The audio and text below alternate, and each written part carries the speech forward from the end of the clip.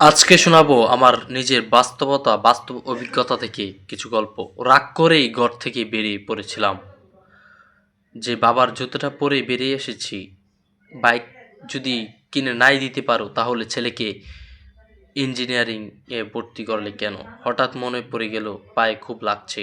জুতোটা খুলে দেখি একটা পিন উঠে আছে, পা দিয়ে একটু রক্ত বেরিয়েছে। তাও চলতে থাকলাম। এবার পাটা ভিজে ভিজে লাগলো। দেখি পুরোটা রাস্তায় জল। পা তুলে দেখি জুতোর নিচে পুরো নষ্ট হয়ে গিয়েছে। বাস স্ট্যান্ডে এসে শুনলাম 1 ঘন্টা পর বাস ছাড়বে। অগত্য বসে রইলাম। হঠাৎ বাবার মানিব্যাগটা কথা মনে পড়ে গেল। বাবার মানিব্যাগটা আমি সাথে করে নিয়ে এসেছিলাম। এখন দেখি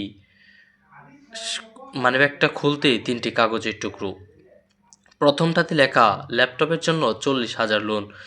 কিন্তু আমার তো ল্যাপটপ আছে, পুরনো বটে। দ্বিতীয়টা একটা প্রেসক্রিপশন। মা যখনই বাবাকে জুতো কেনার কথা বলতো তখন বাবা কথাটা এড়িয়ে যেতেন। পুরানো স্কুলের বদলে নতুন বাইক নিল, লেখা শোরুমের কাগজ। বুঝতে পেরেই বাড়ির দিকে এক পা দৌড়াতে লাগলাম।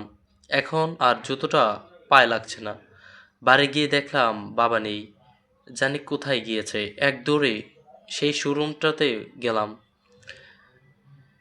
স্কুটার নিয়ে বাবা দাঁড়িয়ে। আমি ছুটে গিয়ে বাবাকে জড়িয়ে ধরলাম। কাঁদতে কাঁদতে বাবার কাঁধটা ভিজে ফেললাম। বললাম, বাবা, আমার বাইক চাই না। তুমি তোমার নতুন জুতো আগে কেনো বাবা। আমি ইঞ্জিনিয়ার হব, তবে তোমার মতো করে। মা হলো এমন একটা গাছ যেখানে আমরা সবসময় রাগ, অভিমান, কষ্ট জমা থাকতে পারি। তাই সবার জীবনে মা থাকাটা খুবই জরুরি।